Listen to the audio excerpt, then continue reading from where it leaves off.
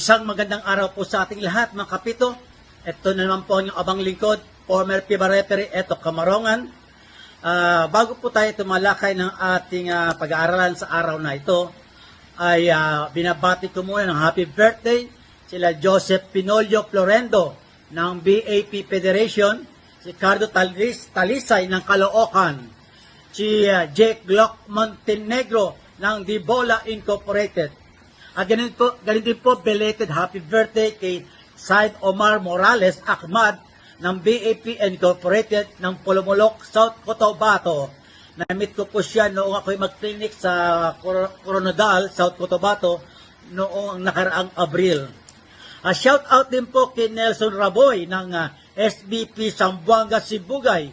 Ganun din po kay Joel Kalingasyon ng Silang Cavite Basketball Referees Association. At shout out din po, lalo na po sa aking kasamang FIBA referee Ray Mata at FIBA referee Jerry Jimenez ng Baguio City. Ngayon po ang ating pag-aaralan sa araw nito ay itong video na to. Panoorin po natin muli.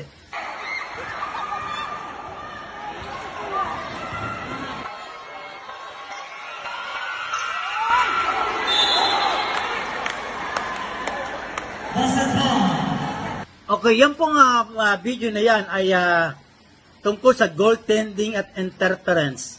Ating pag-aaralan ang lahat ng senaryo. Dahil po, tama po ang tawag ng referee dyan, binasket count niya. Dahil nga po, ginalaw niya po yung net, ang nag-cause ng vibrate. Pero meron po nagsasabi na bibigyan daw po ito ng technical foul, yung defensive player. Ang sabi po sa rules ng Article 31.2.4, tama yung tawag, the interference a player causes the basket to vibrate. Ano po yung basket? Para po maliwanagan tayo. Yung basket po, yan po ang comprised of net and the ring. Yan po ang basket. Para po maliwanagan tayo. Kasi ginalaw po ng player yung net. That is the basket too. Pero yung interference po, yung tinutukoy dyan, ay pwede rin pong opensa. Hindi lang po sa depensa po yan. Example po, ang A1, tumira ko, ang bola na sa ring, ginalaw ng kakampi ko yung net o yung ring, violation po siya, no basket doon. So, yung interfering doon po sa sitwasyon na yon ay pwede pong opensa at depensa ang pwede magkaroon ng violation. Okay ba? Tapos, ang sinasabi nila na pwede rin magbigyan ng technical foul. Tandaan po natin, sa goaltending at sa mga interfering, ang binibigay lamang ng technical foul is during the last free throw. Maliwanag ba tayo? During the last free throw. Wala pong goaltending na nagbibigay ng technical foul. Pero doon lamang po tayo sa last free throw, sa Article 31.3.3. If the violation is committed by a defensive player during a last free throw, yun po, maliwanag na maliwanag doon.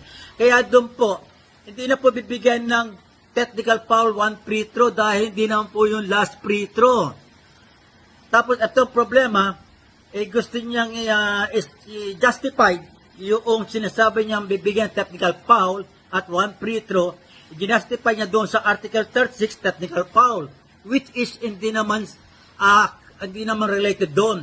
Kasi kung tayo ay magka-cross-reference ng article, dapat ay kasama sa rules na yon. Pero hindi po yung kasama sa goaltending. Yung Article 36, hanapin nyo po sa Article 36, yung doon sa 36.2.1, yung sinasabi niya, wala po doon nakalagay na pwedeng technical yon. Kahit yung pansin nyo yung bullet 9, nasabi sa bullet 9, hanging. Yung hanging, ang bullet 9, ay ito para doon po sa opensa.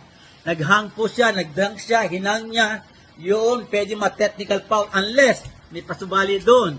Unless to protect himself or to protect the other player.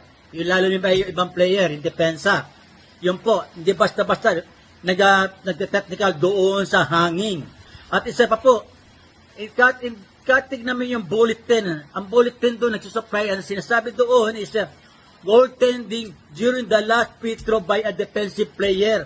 At sa last free throw lamang po, hindi sa field goal. Yung video na yan, titignan nyo, during field goal, palay up yung player. Kaya natas ng player, ng defense yung net, nag-vibrate yun, basket counts na, wala na po tayong technical foul doon. Magkakagulo-gulo tayo doon.